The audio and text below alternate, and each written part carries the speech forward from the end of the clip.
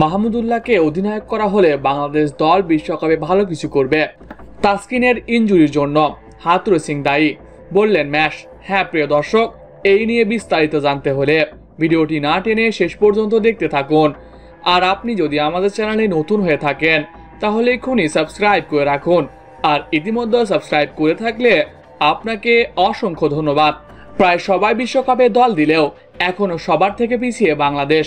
বিশ্বকাপের 15 দিন বাকি, তবে এখনো দল দিতে পারেনি বিসিবি। কিন্তু বিশ্বকাপের 15 সদস্য দল নির্বাচন হয়ে গেছে বলে জানায় পাপন। বিশ্বকাপের দল ঘোষণার একদিন আগেই হঠাৎ করেই ইনজুরিতে বিশ্বকাপ মিশন শেষ হয়ে গেল তাসকিনের।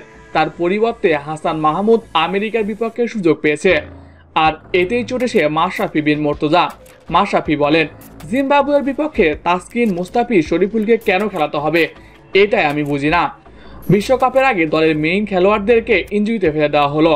শুধু ইনজুরি নয়, এটা ক্রিকেটারদের ক্যারিয়ারও নষ্ট করে দেয়। আর এমনটা হাথুরু সিং ইচ্ছা করে করেছে। তারা কি বুঝে এমনটা করলো আমি জানি না। বিসিবির মাথায় কি চলে এটা বলা মুশকিল। তবে দলের মেইন বোলারকে প্রতিটা ম্যাচই জিম্বাবুয়ের সাথে কেন খেলতে হবে?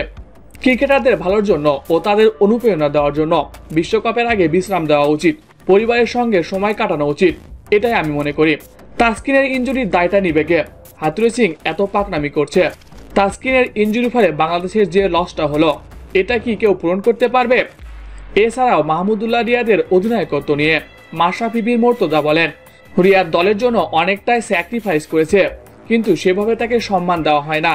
এখনো সময় আছে, রিয়াদকে বিশ্বকাপের অধিনায়কত্ব দিন, নয়তোবা দেশের মান সম্মান সব নষ্ট করে দিবে।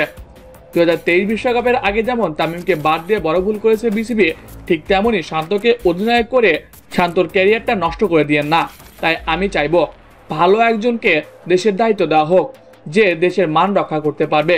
শুনেছি সাকিব অধিনায়কত্ব চায় না, তাই আমি মনে করি একজন অভিজ্ঞ ও যোগ্য খেলোয়াড় হিসেবে রিয়াদকে অধিনায়ক করা উচিত। তো প্রিয় দর্শক, আপনারা কি মনে করেন কমেন্ট বক্সে জানিয়ে দিন।